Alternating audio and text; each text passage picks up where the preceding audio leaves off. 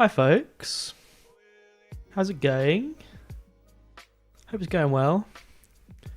Thanks for joining the final stream. Well, the final stream on this channel, at least from me.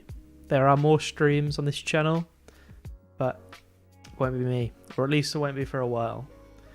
The 4-part series is coming to a close. I am going to be continuing the stream though. I will continue on my own channel. So that'll be fun. So come on over. Let me just post a link to it in the chat. So after this stream, I don't know when it'll be, probably weekly. Maybe I'll stay on Wednesdays. But yeah, come on down and we can continue the fun after today is ended. What is he doing?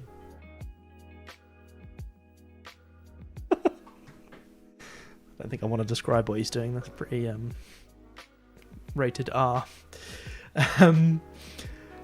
So yeah, let's get into it, I guess. We're going to continue building the extension. I've got some things to do. I've actually been working a little bit offline in the week. I started on migrating to IOTS.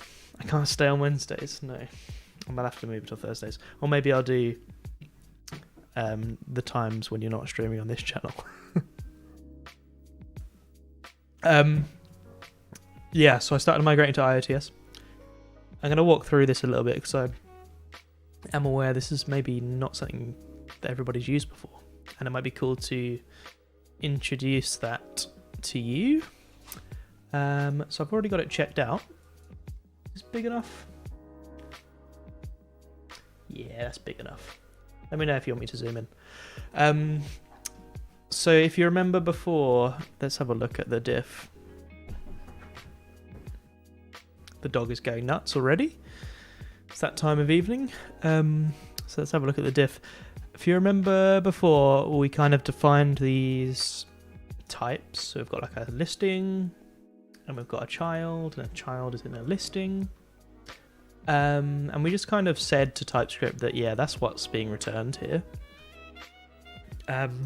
We even do like an unsafe cast here because res.json returns unknown, and we need to kind of cast it to the type that, or assert, sorry, it's not really a cast, it's more of an assertion, that we are sure that it's going to return a listing. However, that may not be the case. Like, this API might change. Or, yeah, it may change, right? These things happen. So that's where kind of like runtime type checking comes in. So let's have a look at the library. There are a few ways to do this, or there are a few libraries, I guess. The one I'm really liking right now, though, is IOTS. Let's hop on over to the website. It's kind of like a purely functional way to do runtime type validation. And it's all about defining these codecs, which essentially they're quite simple. They have a name, they have a type guard, which is just a function which returns true or false depending on if the parameter passed in is that type or not. A validation function, so either returns success or error, depending on if the input is of that type, and a way to encode that type into an output, which is usually a string, like for Json Stringifying. There's some good examples down here. Like, here's how you would like represent a string. This is like a really base level type. And you can kind of compose those into really complex types, or like larger objects or arrays or unions. So you can see here, we've got a user, which is t.type. It's got a user ID, which is a number, and a name, which is a string. The nice thing about that is that you don't have to go and write out the type yourself. You've got it defined in code, and you can extract the type here from that code. So your type definitions and your validation are like completely in sync. And if something goes wrong, you know about it straight away. It's great. So what does that look like in the API? It's essentially, we've ported each type here. So I've had to split out the, well, I haven't had to, but it's just nicer if I split out each of these objects into their own type. So I've got like a sub namespace. Here's the sub namespace over here. So we know it has a tag of sub namespace, and it's got a contents, which is another type, which has some things inside. And we kind of do that for the other types inside of a namespace listing. And then we construct a union of them. It's cool. Hi, Damien. How's it going? Yeah, it's cool. So it all culminates to this unwrap result function. It essentially just throws if any validation fails. So we just throw this error, construct a nice report. Otherwise, we just like kind of unwrap the result, which is on this .write property. Don't worry. Like, why is it right and left? Like, this is just a thing that we have to not care about right now. And yeah, so in the list function, we can actually decode the JSON. So instead of asserting that it is that, we decode it. Decode the listing. And so we are now guaranteed that the type is correct and all the properties are there and everything is cool. So like in reality, like last week we were going through and like checking if we had covered all bases in our namespace child. IOTS, if we'd have missed one out, would have shown us actually, let's actually see that in action. So let's run the extension.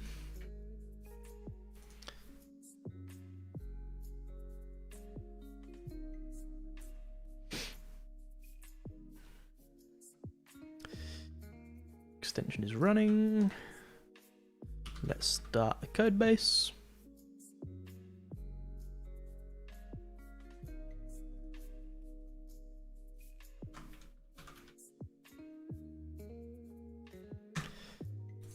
So it all works from last week. That's a good start. So imagine if last week when we were doing that patch object last, imagine if we just didn't do that. So imagine that we forgot to add it in, or I guess the real world scenario is that the API adds a new type of child.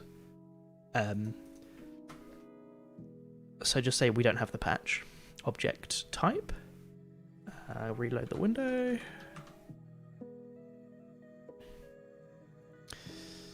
So now hopefully when I configure the codebase, whenever I encounter that type, I get an error straight away. Like, there's an invalid value. It's a patch object on a namespace child. Like, we didn't expect that. We only expected namespaces, terms, and objects. So yeah, it's kind of this two-way validation. It's really, really handy.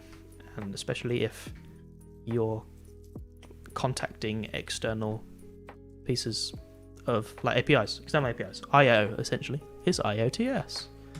What a great name. Yeah, so that's what this PR is doing. I'm going to merge it. That's essentially all it's doing, by the way, apart from some weird ESLint changes. We can actually get on with some work now. So, moved this in hover last week. This is done. We've got, we could show the type definition in Treeview on hover. That would be cool. We could persist the codebase URL to VSCode settings. I think I'm going to swap these around because I think this is going to, persisting the codebase URL is going to make it easier. So let's do that. Switch branches.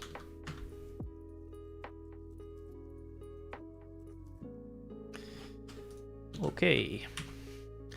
I guess we need to look at the documentation for this. So in my head, this is quite simple. In my head, all we do is save it to like the VS Code settings, which when I say the VS Code settings, I mean like these settings where you save your fonts and things. And if we save it in there, then it will just be there. We can read it on startup, and if it's not there, we can just ask for it. And yeah, hopefully that's easy to do in VS Code. This white line is really annoying me. Shouldn't have pointed it out. Oh, it's gone now. If I resize it a little.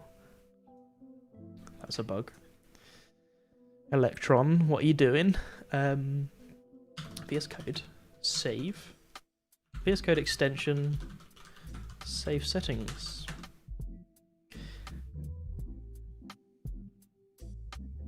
The white lines are gone now. It's okay. We can all sleep easy at night. VS Code extensions, I need to zoom in, typically contribute settings to be used in user and workspace settings files. Yes. Settings are registered via contributes configuration. The value settings can be checked by using the get configuration API. I love this. This is just the SDK for writing extensions is just so good. I mean, maybe the SEO isn't great for the docs because I landed on Stack Overflow, but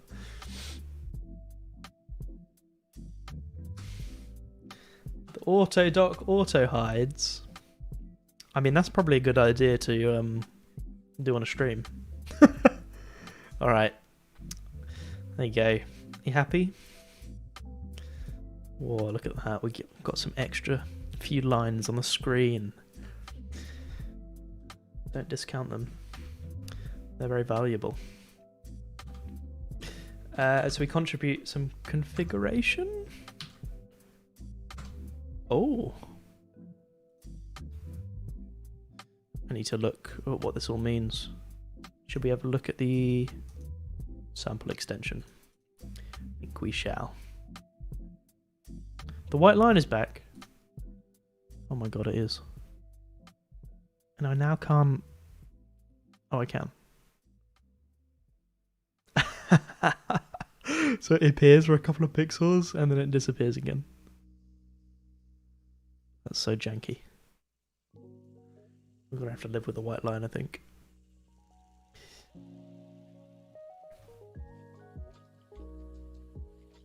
Okay. Setting... I don't really understand. What the hell's going on here?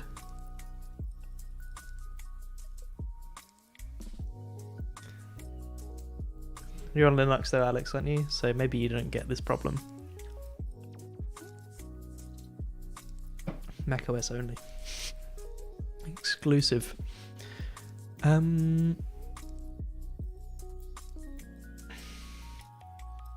What's this order?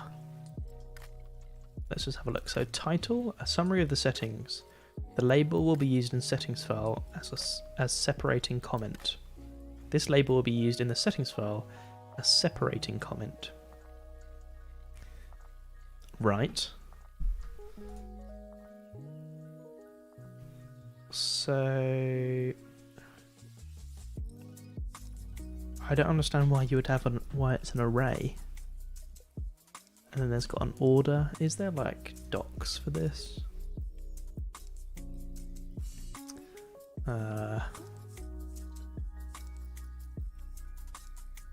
Is it under references? Contribution points? Configuration?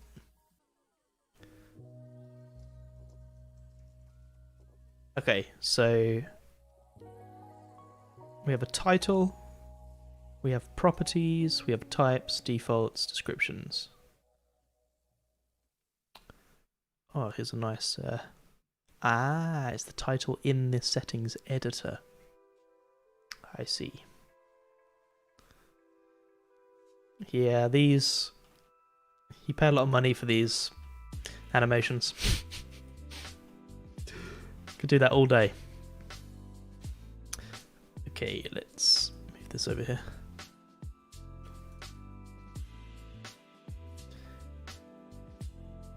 So if we call the title Unison UI, and then we can have a property of, I guess this is our ID.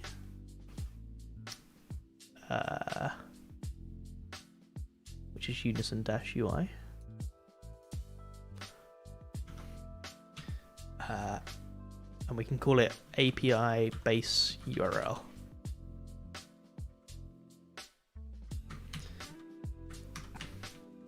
And the type is going to be string, right? Default. Do we have to have a default? We'll leave off a default for now. See what it says. Description is the base URL of the currently running UCM instance. The base URL of the currently running UCM instance API.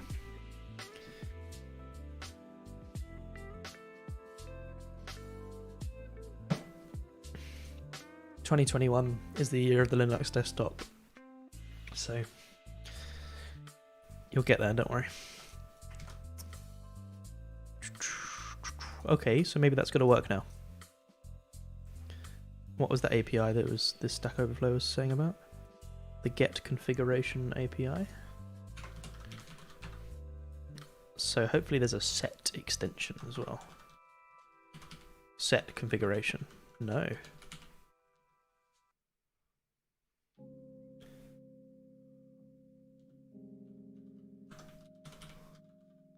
What? Where is it then?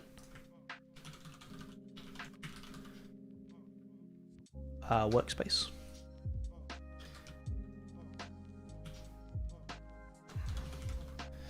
Oh, we can get configuration, but maybe we can't save. I just assumed there would be a set too. Or maybe this is out of the question. Maybe we need to save a file or something.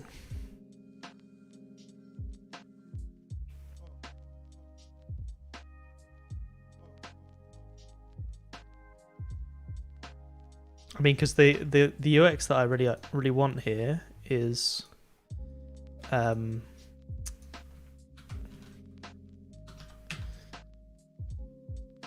the first time you configure, that saves to your settings. And if you already got one, then we just load the code base.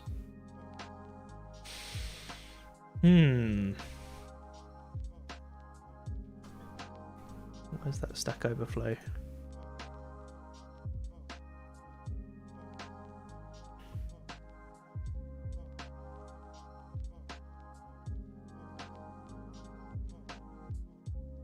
Why is this accepted?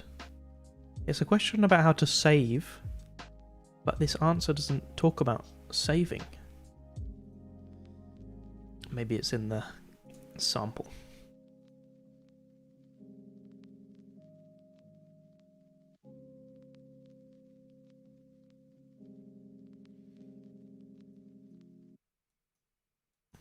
Ah, there's an update.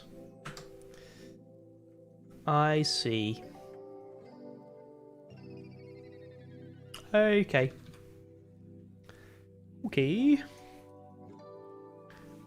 So, how do we do this? We first need to, when we activate the extension, we check. So let's get a handle on our configuration object, which is VSCode.workspace.getConfiguration. We need to give it some properties. Section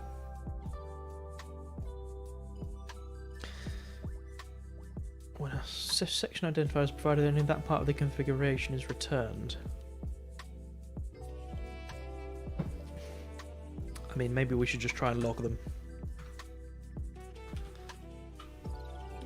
What is the show information message? We will get the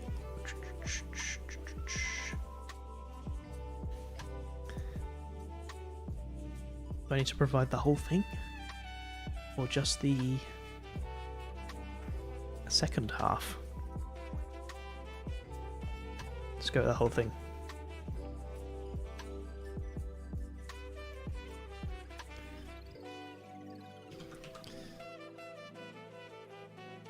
So not found. We'll log instead.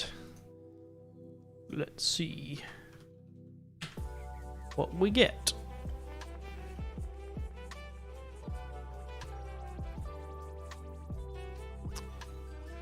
We got nothing. Why did we not get any information messages? Reload again.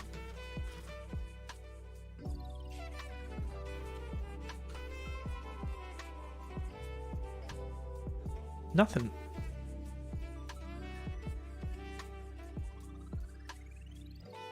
This is all working, I think. Yeah, that's rebuilding.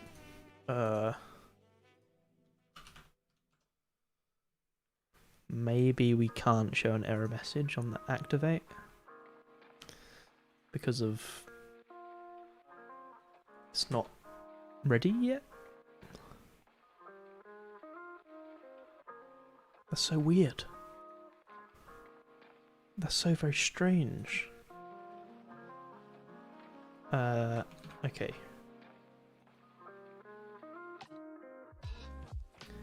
We will put it in the configure codebase command.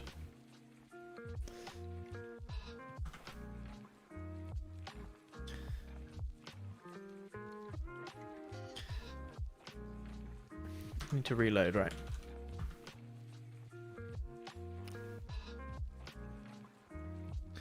All my shells building up here. What? Okay. What? Why isn't it showing this?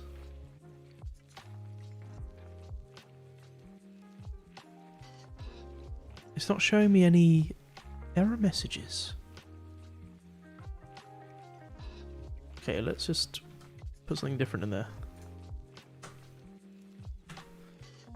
See if that string shows up. That's there. So why are you not showing an error message? Do I need to await?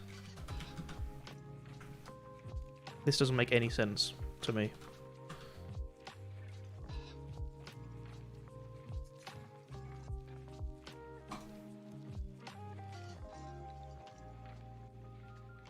This is now not doing anything. Am I getting errors then?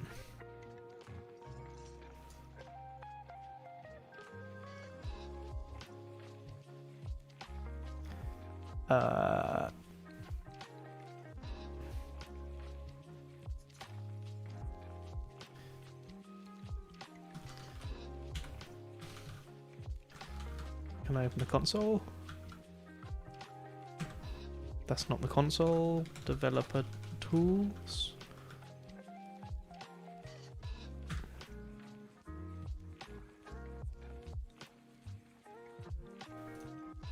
I literally have no idea what's going on. Whoa, didn't mean to do that.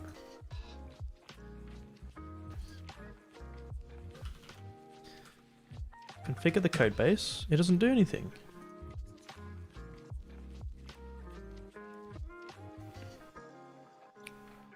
So confused.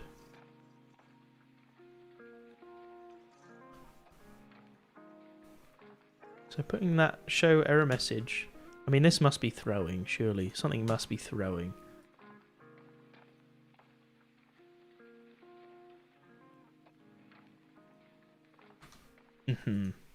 This configuration get must be throwing an error or something.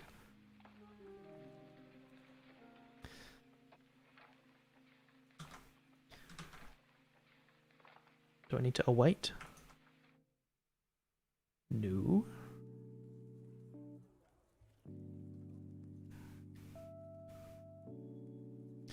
I don't. Well, so this wasn't working. It's only now I've put this configuration get in that I think it's now not working. And it doesn't give me any errors. Like there's no errors here. Well, they've got this error, but that's like from some other extension.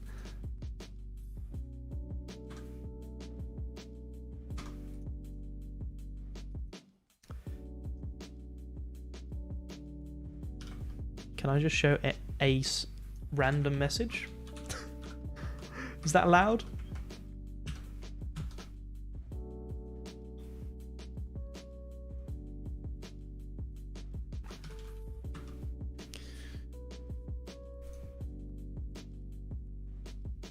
Yeah, so I've removed the line now, and if I press configure, I should get an error message of hello. I do.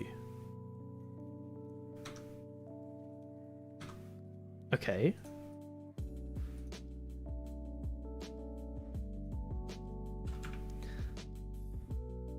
And if I put this in,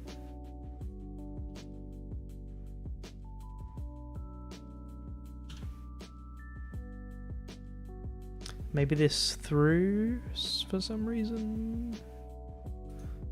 That would be weird.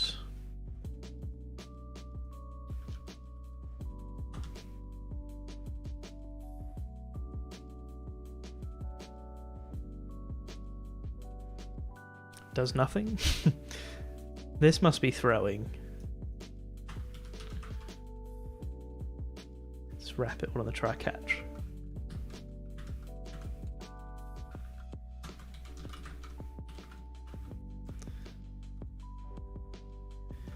Await, VS Code, window, show error message. Error. Oh.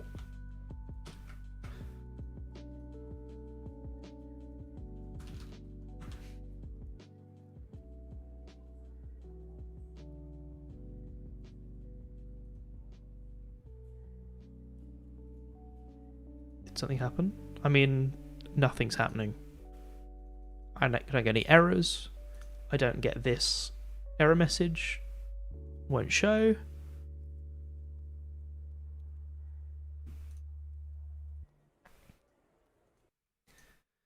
Permissions. What kind of permissions?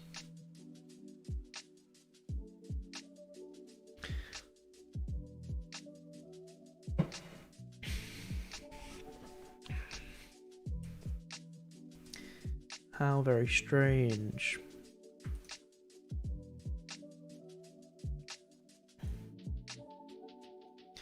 There's nothing here about... Let's have a look at the example. Ah, it returns a promise? They await it here. Oh no, that's the update they await. Okay.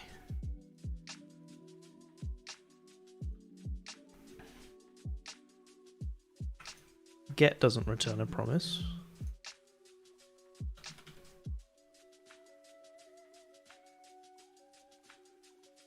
They literally just, they even call it in the activate, they just go right ahead and get that thing.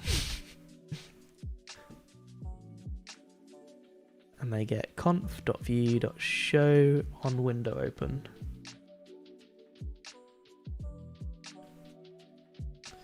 Which is defined here? Yeah. That's what we're doing. That is exactly what they're doing.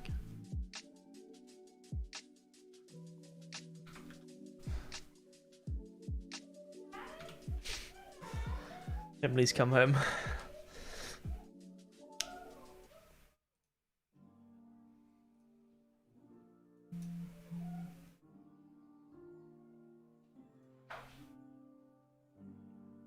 Nothing. Absolutely nothing. How very strange.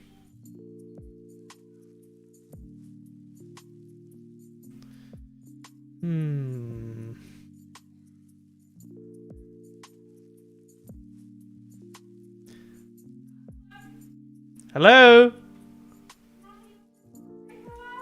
I'm streaming. Are you okay? I'm streaming. I'll get bullied.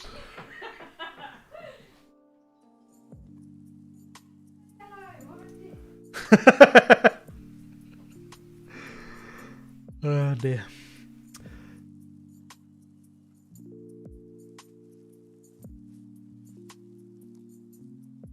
This is just so confusing.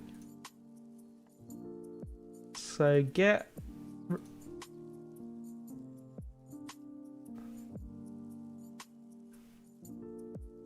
Yeah. TypeScript has got this great convention, or I guess TypeScript developers of just calling types one-letter variables. I guess maybe here it's okay because T is... It could be literally any type. I guess you would probably, maybe T value might be better, or just value. It's, yeah, it can be annoying.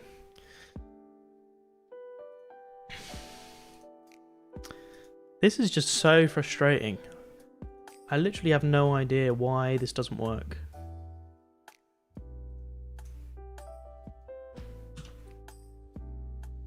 Without it, it works fine.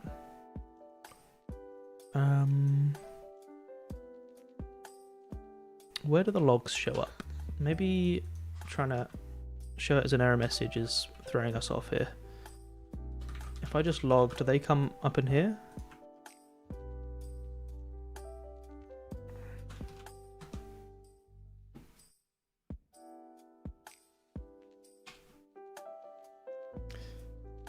They don't show up in the debug console.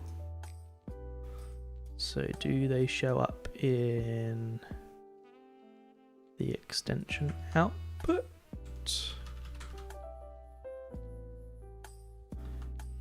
There's 119 instances of Unison. Oh, is that an error? Oh, cancelled.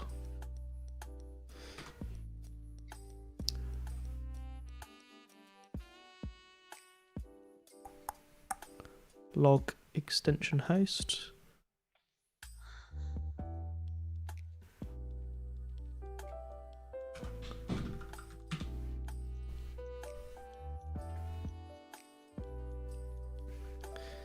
Okay, so it shows up there. Let's log it instead.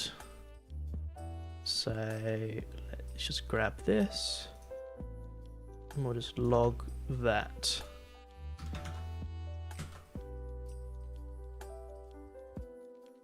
Need to zoom this in now.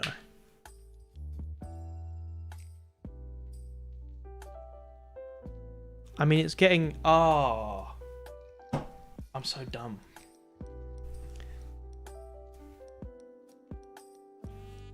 I am so dumb. Oh my god.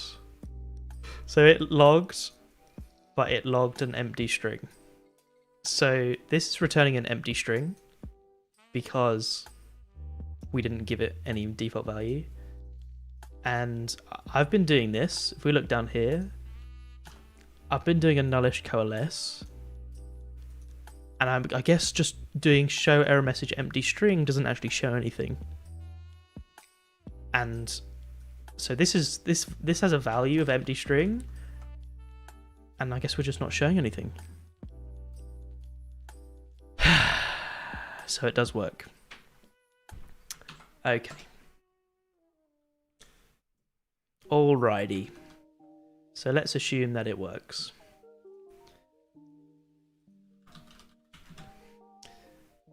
We can get a configuration. I should have just written more code instead of trying to do it piece by piece. Oh no, yeah, no joke. I was pairing this afternoon, and we spent literally hours trying to figure out why this endpoint we were developing wasn't logging the correct thing, or why it just wasn't doing anything, or wasn't doing the correct response. And it just turned out there was a file open in VS Code that we hadn't saved, and obviously we exhausted every other possible option, like digging into node modules. Why is it not doing the thing?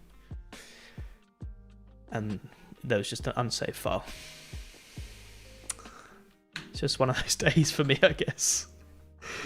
Oh god. Okay, so the saved base URL, saved Unison URL, because that's what we've called it below. Revert this is configuration.get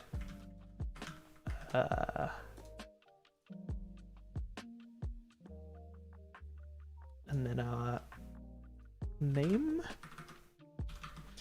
So if we have a saved Unison URL,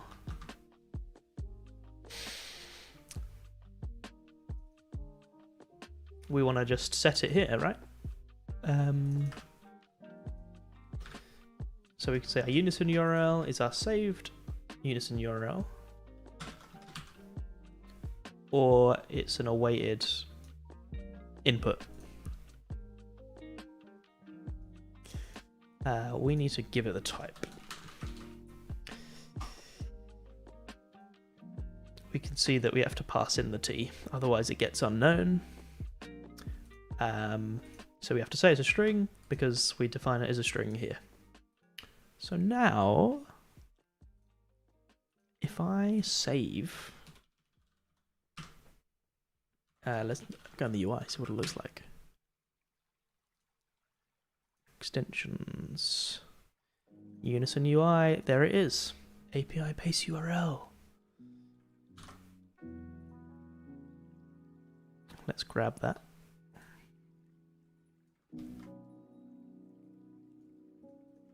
Ping that in there, and we'll refresh. So I'm hoping that it's just pre-configured now.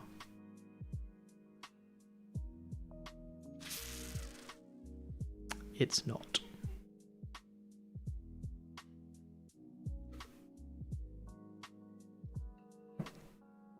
Didn't work. Why not?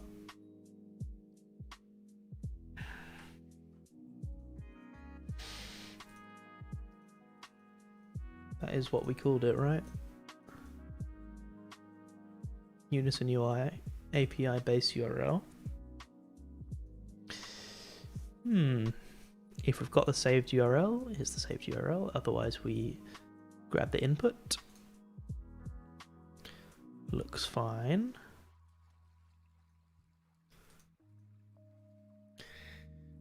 Is the operation strict? I don't think so, because this is a...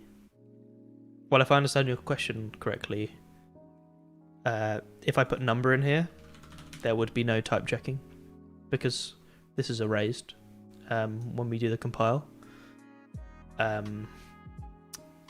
Yeah, and then we'll just have to treat it as a number, and it'd be really annoying. We could add some IOTS here, I guess, but I guess we know it's going to be a string because that's what we define it as. We'll just have to remember to update this if we ever change the type.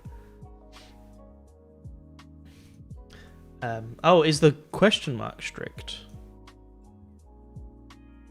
You mean we should be able to change it now, like within the UI? And I guess we need another button to swap out our Codebase URL, which we can do later. We don't want to have to click that button, I don't think. I think we should do this work on activate. So, get our saved Unison URL. I need both of these.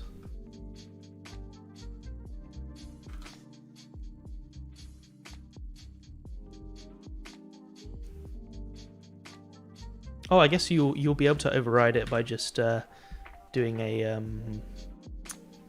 configure codebase command. That will reconfigure it because we're going to put the save in at the end. That'll all be good. So once we've got a saved, if we've got a saved Unison URL, we want to essentially do the rest of this. So I think we should extract this into our, or at least this part,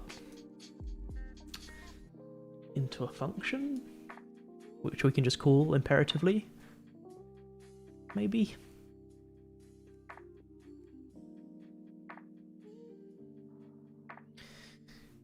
I mean, it's not, I don't like it, but it's gonna work. So we can do function setup. Let's define it up here. Function setup codebase provider,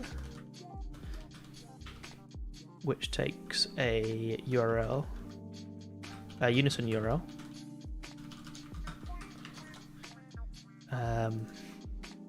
and it's gonna take that Unison URL, create a client, create a provider, set that to the global provider we've got set up here, and then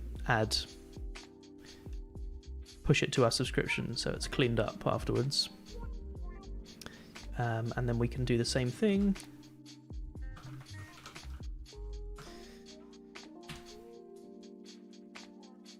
Not a huge fan of the effect of this function. But, you know, we've only got limited time on this stream. And this will work. We'll write some spaghetti code, we'll untangle the spaghetti later, it'll be all good. Okay, so we get the configuration, we get the saved Unison URL. If we've got that saved Unison URL, we set up the codebase provider on activate, and we do the same thing on configure. So now if I reload the window, it should be pre-configured for us on the right. It's not. It is! Love that. Love that it just works. Cool, cool, cool.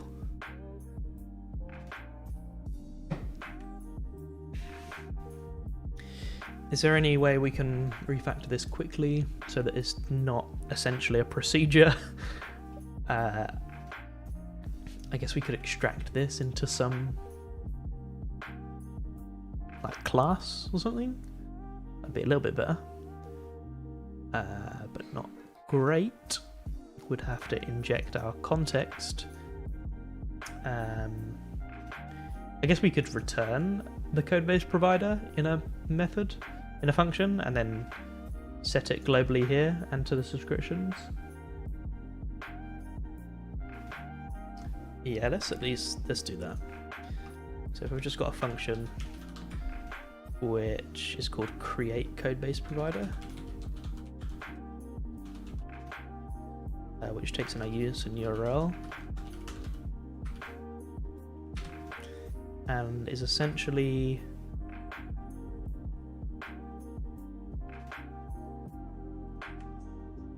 actually no, let's just keep it as it is. We'll move on to more exciting features. So yeah, that's cool. Just saved. And then you could go in here and edit it. You would have to, if you edited it in the settings. Oh, we need to save. We need to save in the configure command. Here.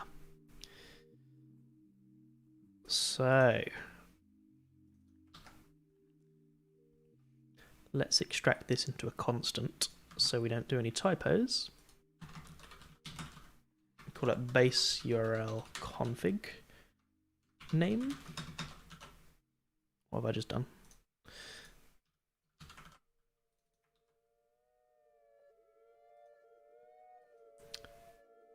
And that's going in there.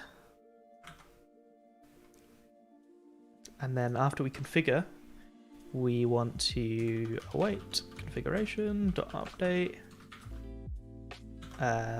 Oh, we give it a section. What's the section?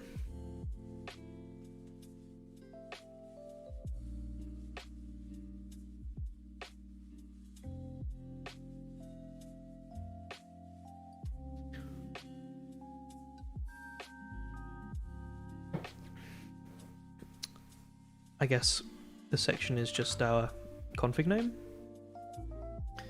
and our value is a Unison URL. So let's see if that works. If we remove this, let's copy it.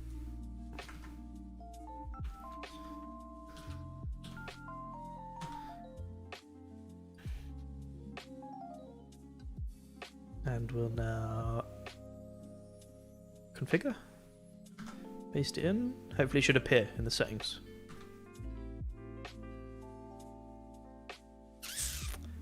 It didn't appear. Why not?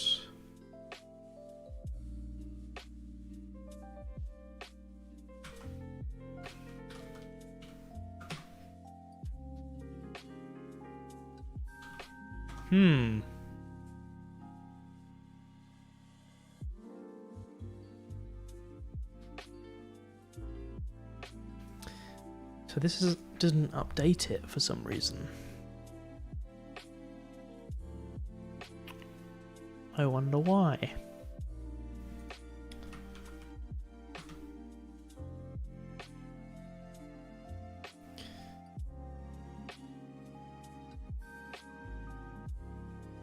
Oh, it has updated.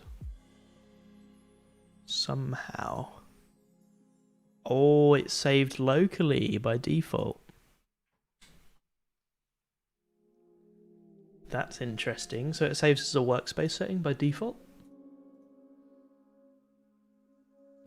I guess that's a good default.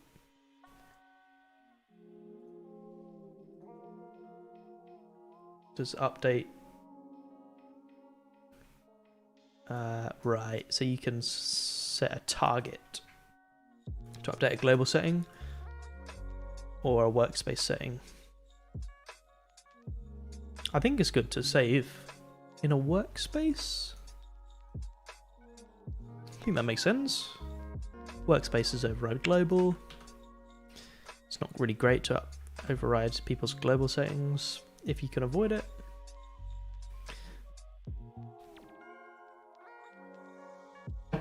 Yeah, I think workspace settings make sense. Yeah, VSCode is pretty cool. You can just override the settings in this VSCode folder. There's a really cool extension called Peacock that uses that to save different colors in your sidebar. Why is there no...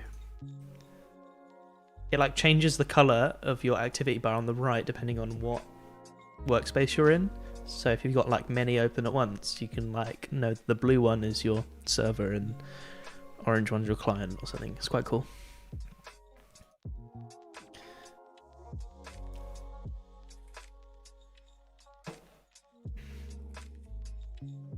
So mentioned last week you can set the URL ID per project on Unison. Yeah, right. So you could, if you need to restart Unison, you could supply it with the ID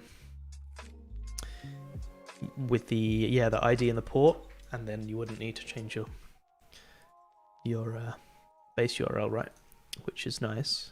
And maybe there could be a command which even runs, like starts the UCM, the Codebase manager, using the saved base URL by passing these as options. That would be interesting. How many terminals I've got open down here? Clean them up. Okay, I think we can consider that done, to be honest. It works. Now I don't have to paste it in every time. It's going to speed up the development process by a matter of seconds.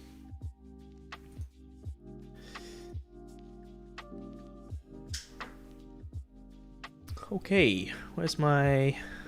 Let's commit this. So we're gonna save base URL in settings. I think I was meaning to do this last time. Oh, it's not a issue. I was gonna say you can close a issue by like mentioning it in the commit, right? I was gonna do that, but I actually didn't make an issue for this for this task. It was just a note in the project. Okay, it's done. So next up, show type definitions in Treeview hover. This will be a fun one. So what do we mean by that? What do we mean by that? Let's open the UI. So imagine we're in the UI and we wanted a quick peek maybe at the type definition of any. I mean, that's not a very exciting type definition. Let's find something more exciting. Let's go to IO. What?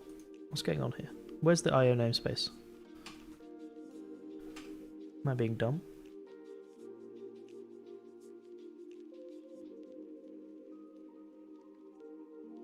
Where are all the types for IO? Down here? Here they are. So we got a... Let's go for close file. So imagine if you hovered over close file in VS Code and it showed you this type definition. So you can have a quick peek maybe at the type definition of a close file. I think last week I explained this as analogous to when you're in the commits view and you hover over a commit and it gives you like extra data about the commit. We could just show the type definition, I guess, and we could show other things. We could have links, we could have the aliases, or we could have the hash maybe. But yeah, for now I think if we just show the type definition, this is going to require a new API endpoint, I think, because if we, for example, open fork, we have to call this get definition. I know you can't see this very well. Let me zoom. And get definition, we see, so what does fork look like? So fork goes IO A, IO thread ID. And we can actually see that in the signature. We've got a dot segment, got a little open bracket, got hash hash IO. I guess we need to remove those hashes because that's a link to another definition. Oh, the segment is just IO. That's the content. Okay, so we can use that for a link. We can just essentially concat these segments to get the type definition, I think.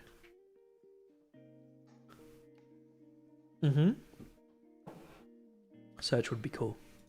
Search is coming. That's next on the list. I mean, it should be next because it's 9 and this is 10, but we've already started thinking about this one now. We'll do search next. Search will be really cool actually, because like when you do, what is it, like search commit in GitLens, and you can search by like all these cool things, and you can just search by like, and like you get this really cool UI with a command to like show it in the search bar, and it just pops up down here. So many cool things we can do. So many. Okay, so we need, what do we need to do? We need to be able to get a definition. Get a definition. And to do so, we pass it a name. Names. I wonder why that's plural. Let's have a look at the see if it's in the docs.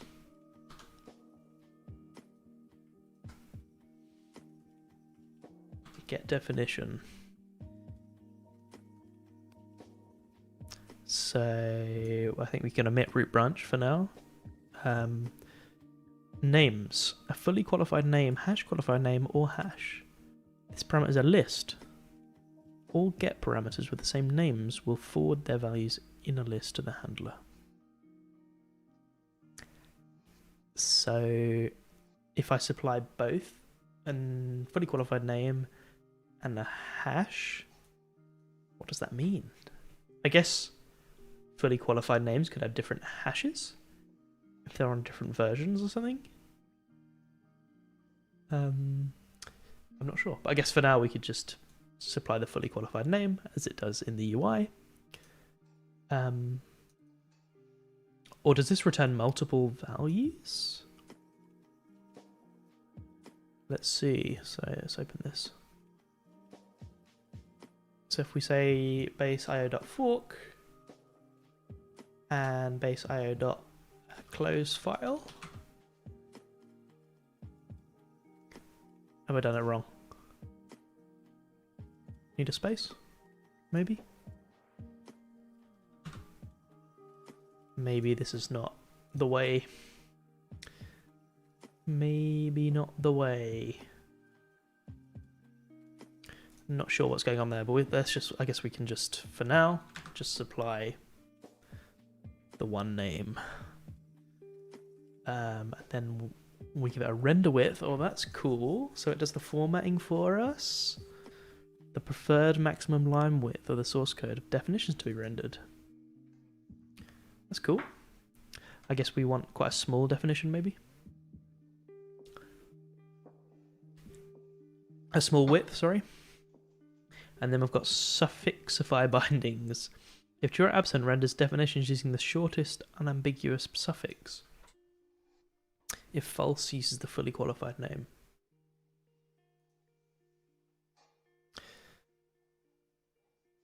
Oh, I'm not sure what that's referring to. Maybe that's when we are talking about these kind of links and things and references to other bindings. So like this thread ID, maybe that would affect what that's called. Pass true. All right, Paul says to pass true. We will pass true. What's the default? Is it true? If true or absent, yeah, cool.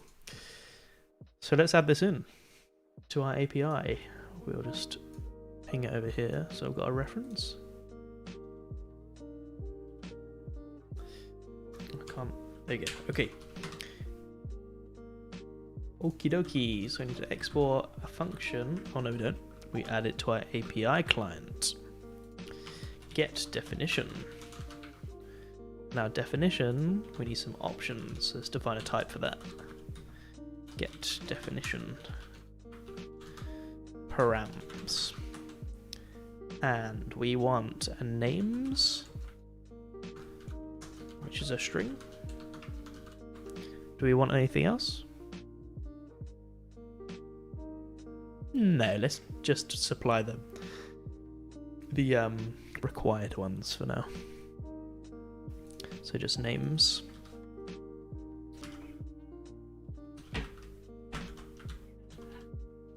You sent him in here? He just went in? Hello, it's Bobby here. Coming to check up on you.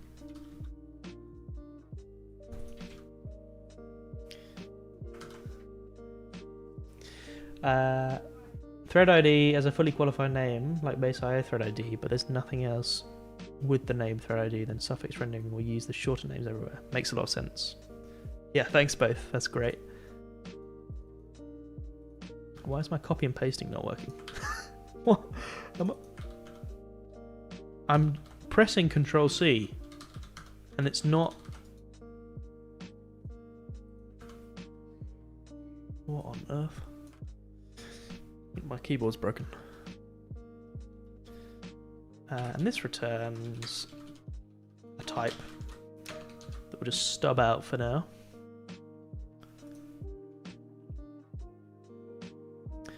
What am I doing? This is params. I don't need to. Okay, get definition. Async names. I do need a dedicated copy and paste keyboard. I actually think. Hang on, let's try again. It's genuinely not working. The C key works, and the Command V clearly works.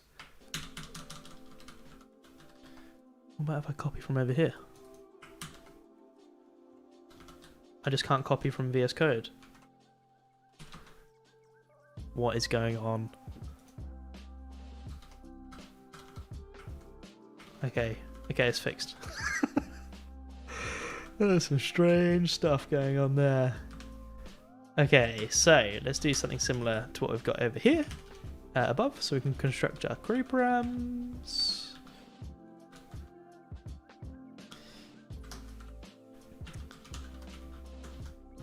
We can await a fetch.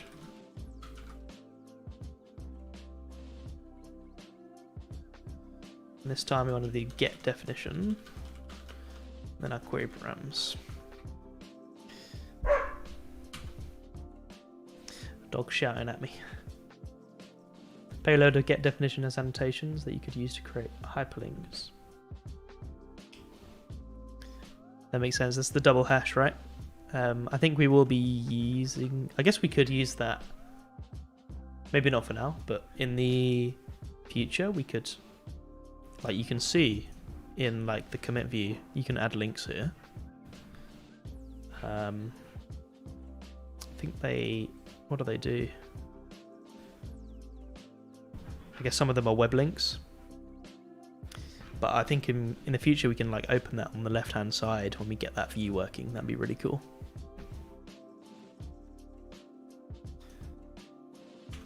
We need to define a type now.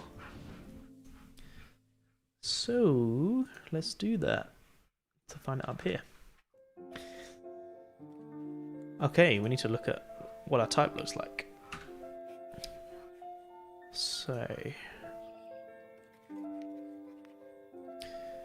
here's a cool thing. We can copy it from here. Which parts do we care about? Because with IOTS we can just define the parts we care about, and it will just work. So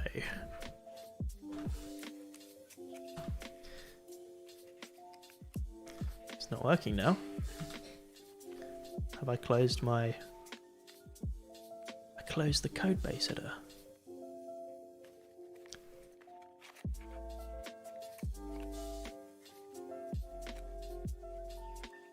When did I do that? Did I do that on purpose? I don't think so.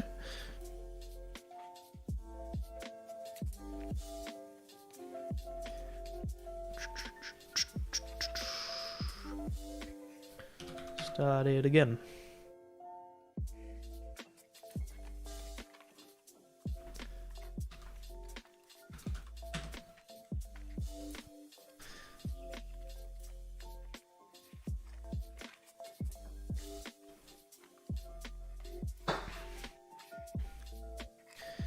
Okay.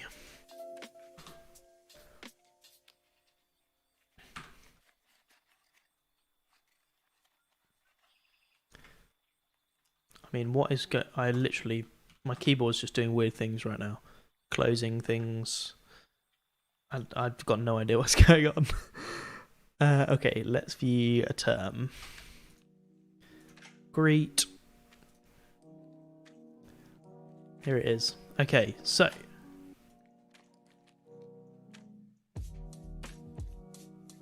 if we omit the root branch and we just use square.greet, we get a object with a term definition.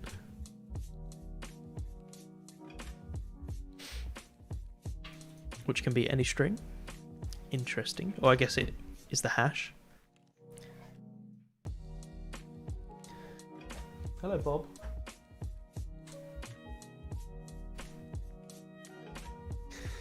What have you fed him something? A Cheeto? No, you didn't. Did you really? Oh my god. You can't eat Cheetos. That's not Bobby food.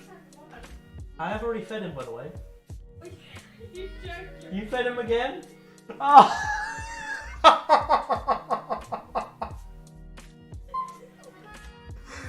He's had 2 dinners.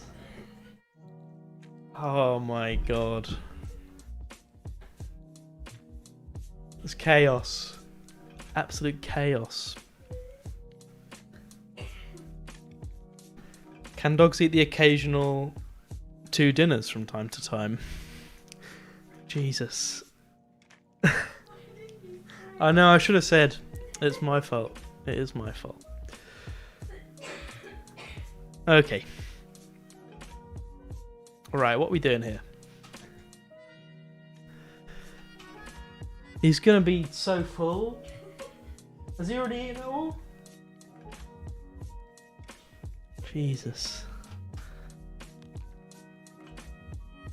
Okay, so term definitions. This is interesting because we give it a name, but we get back a hash.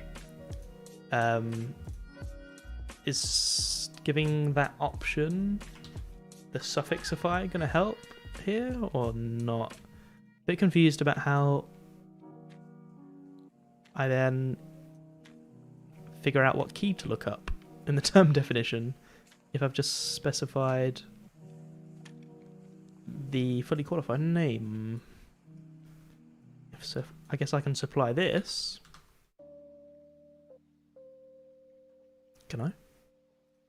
Maybe without the hash? No. I'm confused. Because when I was looking at the IO type, I think I found a bug. I crashed the server. Oh no.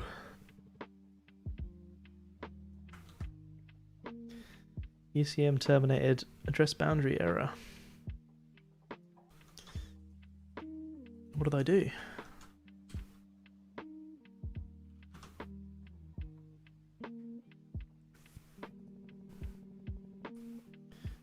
Let's try again.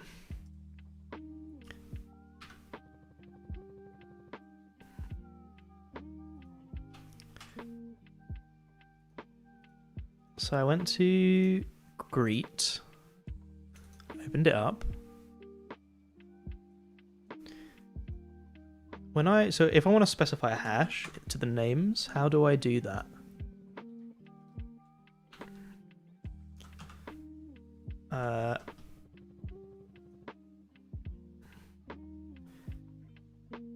Is it possible to specify? Yeah, it says I can specify a hash. So I should be able to just copy this hash and give it instead of square.greet.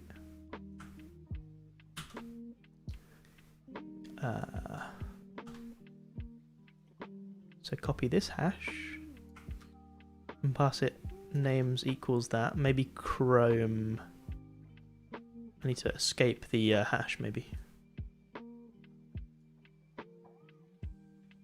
What is a escaped hash? Encode URI component. %23.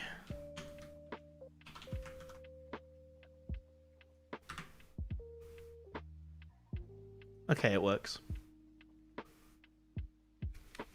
How did I crash it before? Am I putting a hash here?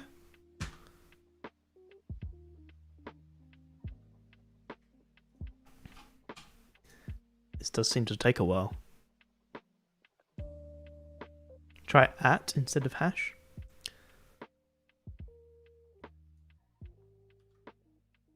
Yeah, that crashes the server. If I put a hash, I guess Chrome is just sending this, right? Without the hash. Let's try it.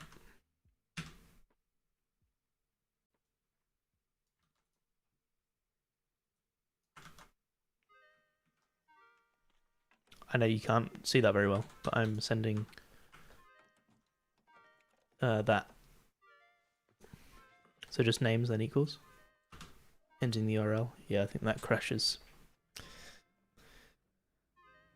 Okay, but I can use an @ instead of the hash, is what you're saying. That's fair enough, or I can encode the hash. Which makes sense. Okay. So I guess it's better to give it the hash. We'll have the hash, I guess, because the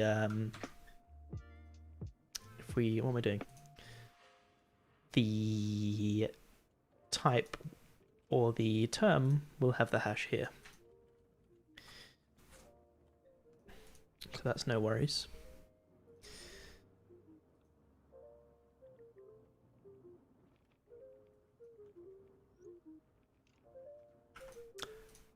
Where is my UI gone?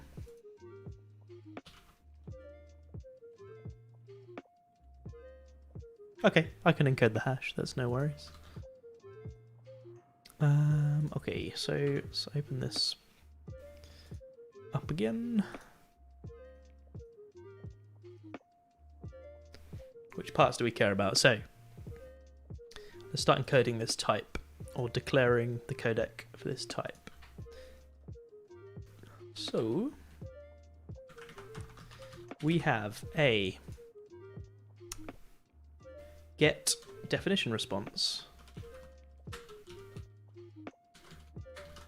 which is a type, and it has a property of term definition, which is an array.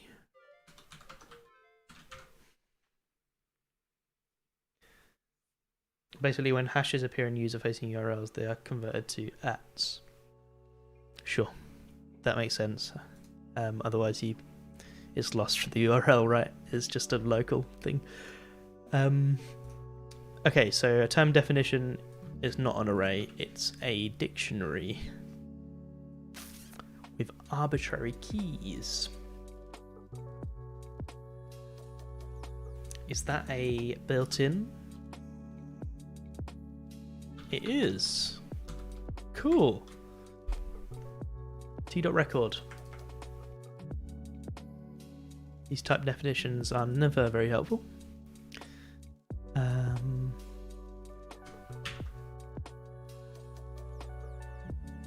domain, is that... do I give that a string? Yes, and the codomain, this is not terminology I'm used to.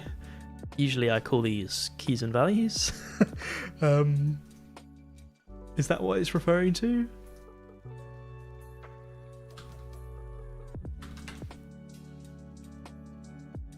Has anybody heard of these things before?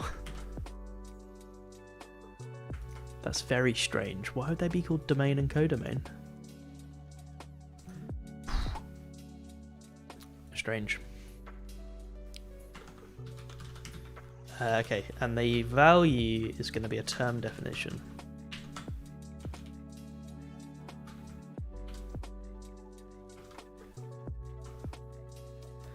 Domain is keys. Where does that come from, Paul? I imagine that's some... Is it a Haskell thing? That's where all the weird naming conventions come from in functional programming.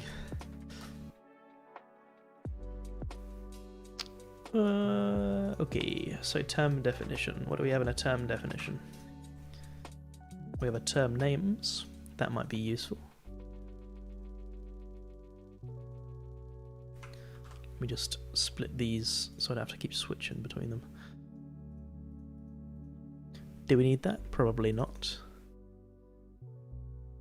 Best term name we probably need. We've got contents, we've got signature. Maybe we just need a signature. I think we do. So a signature is an array.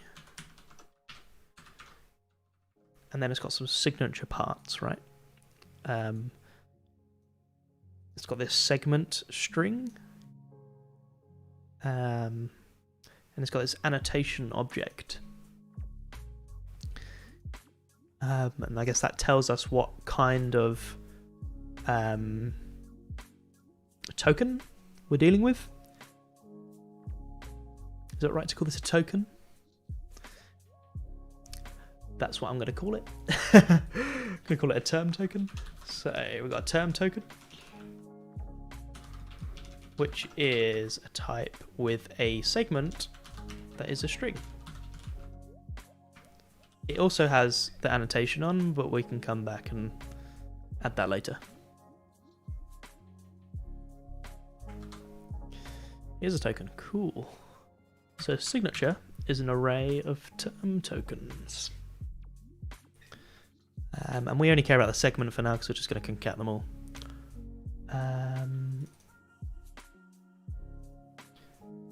And we can say, we need to define our t get definition response. Is t type of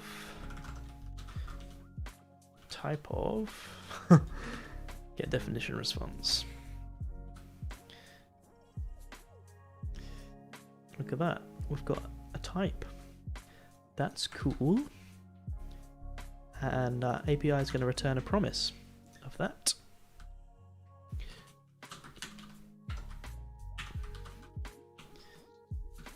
This is a get definition response.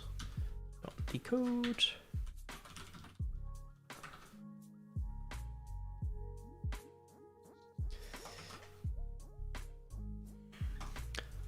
Okie dokie. So we've now got a way to get our definition, passing it names.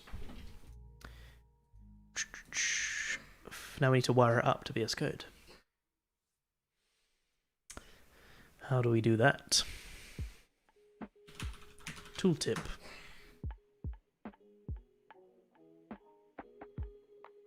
No. Treeview API is what I want. Yeah. Tool tip. So we can set a tooltip.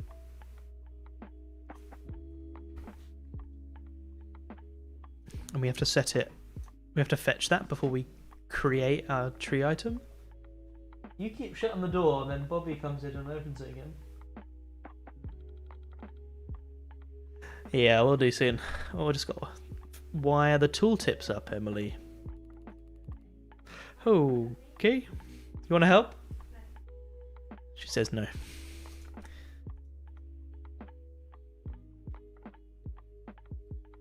How fancy can them? I assume they must be able to have some fanciness, because there's a whole lot of fanciness. I mean, what? There's even styling going on, isn't there? With this little tag, it's got a background. It's got SVG. It's got a background color. I'm gonna have to look at the tree item API.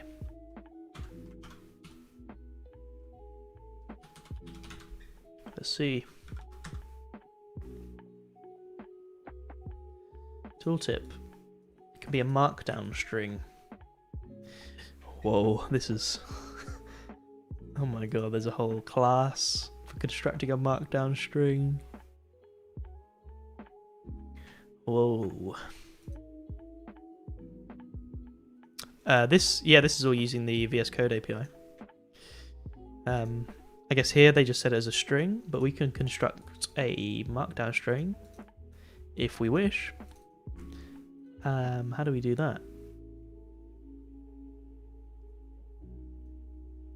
We can just give it a markdown string as a value and then pass it. And we can append things, append markdown. I don't know why it gives you that. We don't really care. We just want to give it some markdown. Do we? We can just give it a string for now. That'll do for now, I think. So how do we wire that up? Let's open our Treeview. So this needs to be set synchronously, or it needs to be passed into the constructor.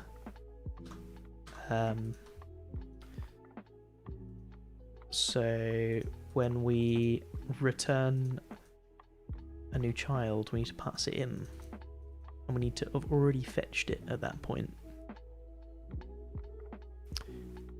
which is not ideal. I have to wrap the string of triple backticks or something. I think I will, and then pass it to the markdown string class, and then pass that as the tooltip. Yeah, otherwise it's gonna not be monospaced. So yeah, what I was saying is we need to asynchronously fetch the tooltip content, which we don't want to do here because we'll have to fetch all of the definitions when we display a namespace, which isn't ideal. Not ideal at all. When we're in the commits view here, it does go to loading and then takes a while. There's definitely a loading state too.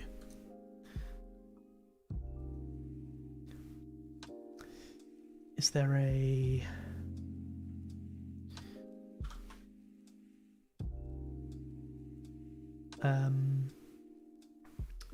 I've lost my train of thought. Is there a method on tree item that allows us to kind of asynchronously get a tooltip? Probably not. No. And this doesn't accept a promise or anything.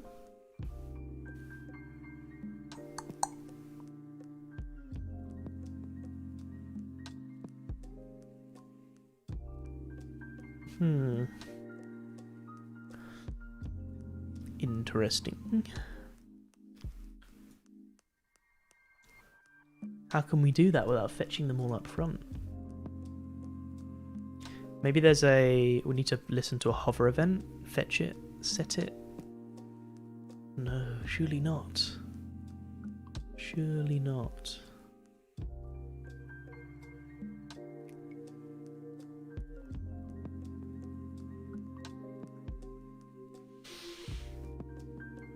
There has to be a way. VSCode extension, tree item, tooltip, async.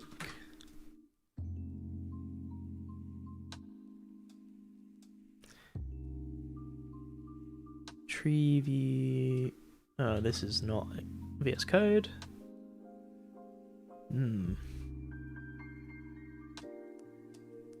I don't think there is built-in support for async tooltip content.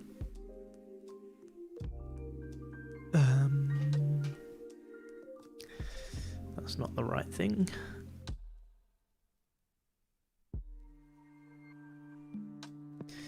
I mean, it is possible that there's a different way to construct a tree item, maybe?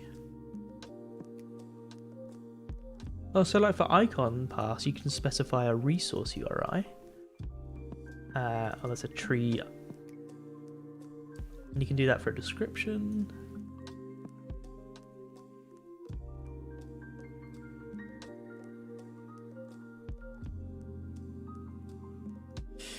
That doesn't sound lazy though. I'm completely stumped. More Googling needed. I'm gonna sneeze.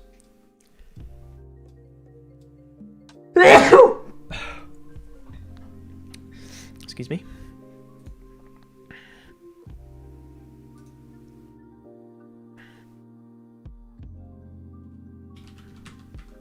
There's literally nothing about that, the tooltip in here apart from that one example.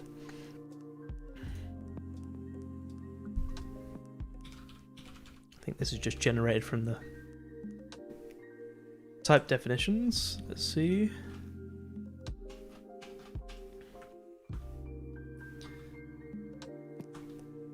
Command tooltip. Tree item tooltip. And this is just the text we've seen. Thank you, Marco.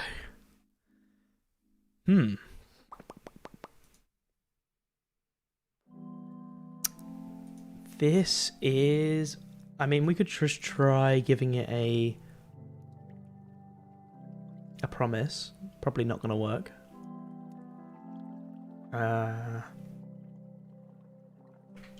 Is there an on hover for a tree item? Before we did a event type thing for a Codebase provider, I think, right? Where is that? Up here. We have an event emitter.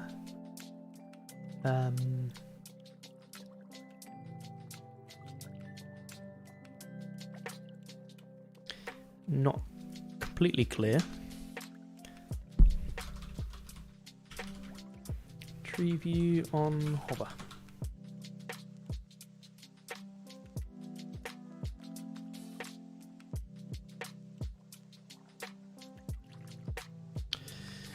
Maybe we'll have to shelve this feature for now, folks. I'm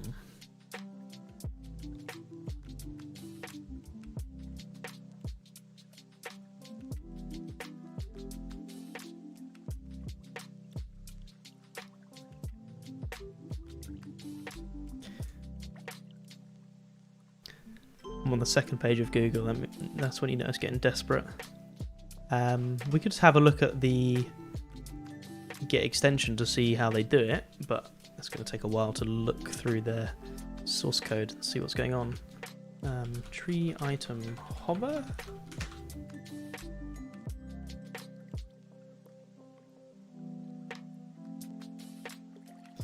No.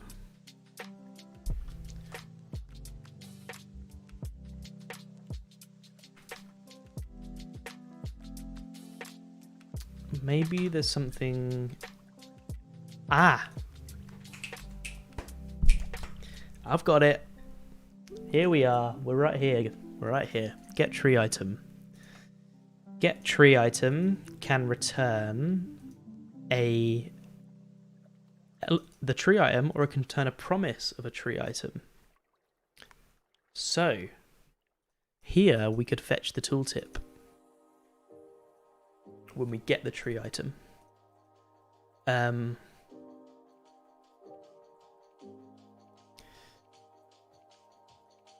Is that going to work? Or is that just going to fire it off for each? There's only one way to find out.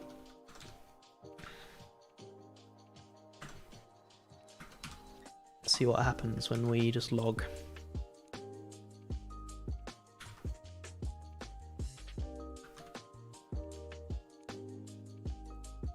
Yeah, that's what I'm thinking. Is it going to do it for each item, or is it going to do it when you like hover or click the item or something? How does that work? How do I show the developer tools? Okay.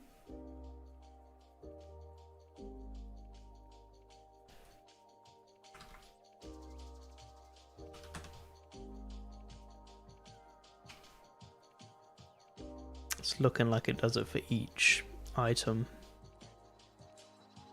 Yeah. Oh, I thought I had it then. Thought I had it.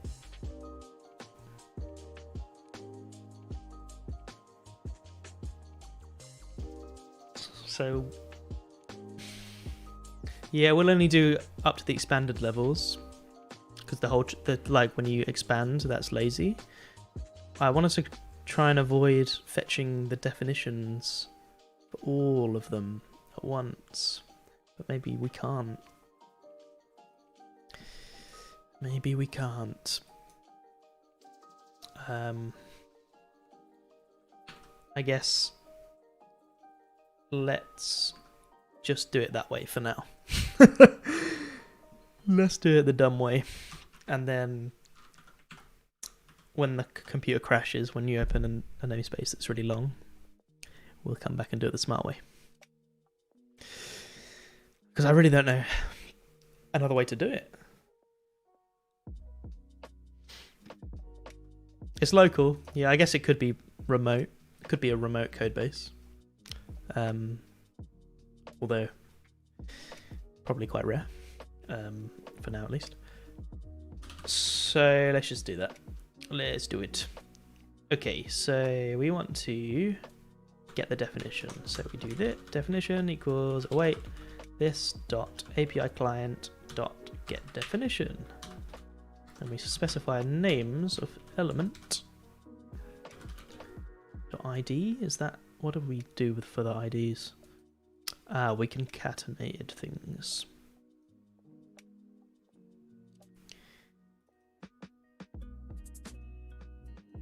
I think we're going to need to change the types here. We don't implement a tree data provider of tree item, we implement one of Codebase Treeview child.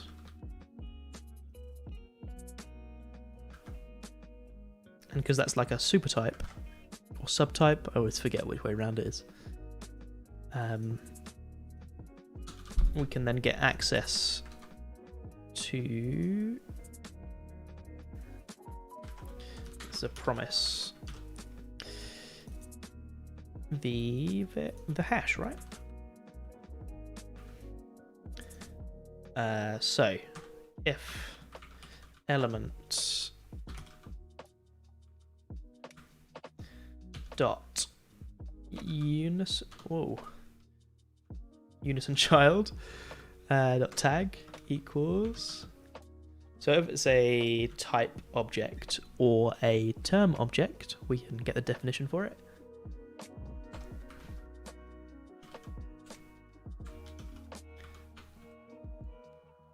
Why can't I just can't type today?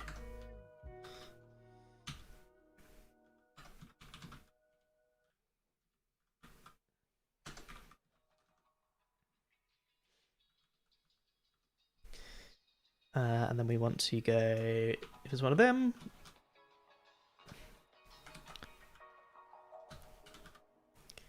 these pop-ups are just doing my head in. If it's a term object, we get the contents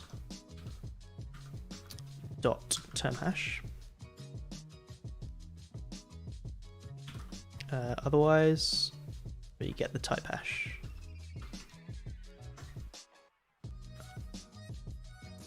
And once we've got that, we set a tooltip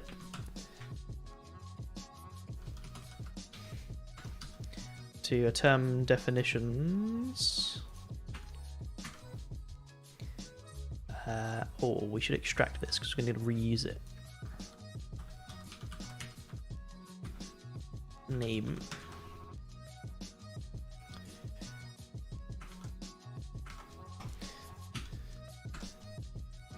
Because the term definition is a record with the name as a key, so we can just look that up, and then we can map our signatures, grab the token dot segment, and then join them. And that can be our tooltip to just update the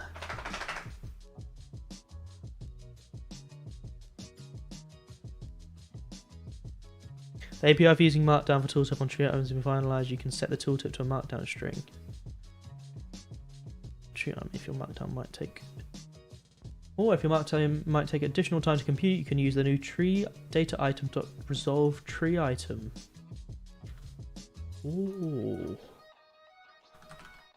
is that here? Whoa, Tim, you are such a genius. How do you get? Where do you find these things? Called on hover? Wow. Okay. Love that. Love that. Thanks, Tim.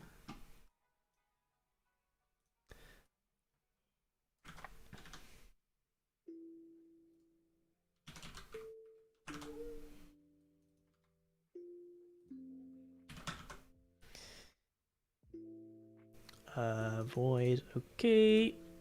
So we can return a promise of...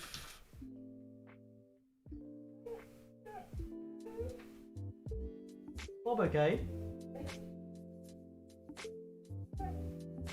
Why are you crying at me? Hey! Could you let him out, please, Em? Oh dear. He wants to go out with his dad.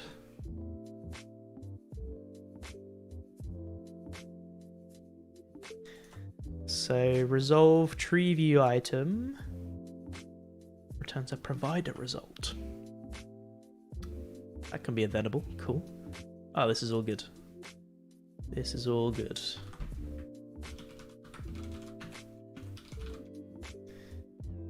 So we can just do that, I think. And hopefully it'll just work. Let's see. Let's see.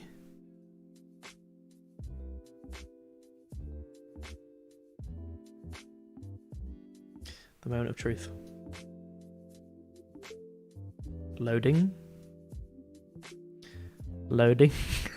I think I got an API error maybe. Let's try something else. Okay, it did. Yeah. I broke the API. That's great. Let's just log out the name just to make sure that we are... Maybe I need to encode the name so I don't accidentally send a hash or something.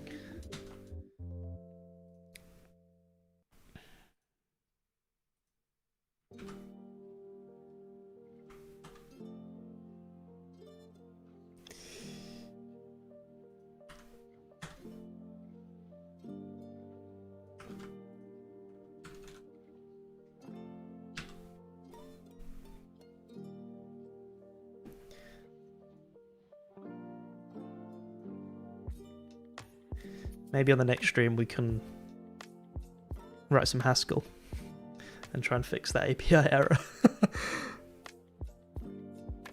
Okay, so if I hover over this, yeah, I think I can just pass this to encode URI component, right? Let's do that inside of the API.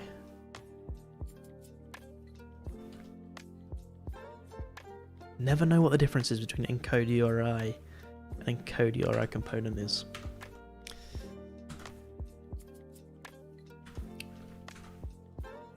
Gonna go with component this time.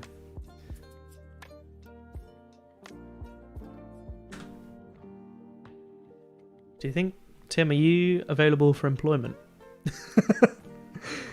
Can you come work with me, please, and help me out all the time? That'd be so good. Oh, no worries. No worries, Rebecca. I should just not send malformed API payloads.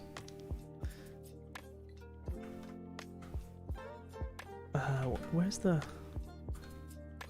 What's going on with this UI?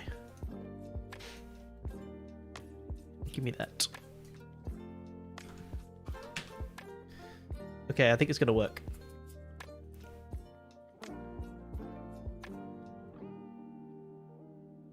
Oh, look at that.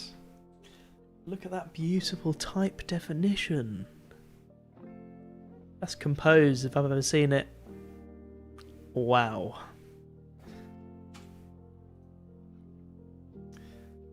Let's have a look at fork. I mean, it's not monospaced. It's got some work to be done to it. Maybe some links. But it's async. It just shows up when you need it. A little peek at the type definition. Oh, cool. That's what kill is. Takes a thread ID. Returns void. Love that. That's amazing. Thanks so much, Tim. I would never have got there without you. Yeah, that's the end of the stream. We've got to leave it there. Leave it on a high. So thanks so much for coming. Don't forget that I'll probably be continuing on my channel maybe next week we can do some more. It's going to be fun. But yeah, thanks for tuning in. Thanks for coming. It's been really great. Subscribe to Nordev. Some very good streams are going to be happening in the future and some good talks too. Thanks, folks. Have a good evening. Bye.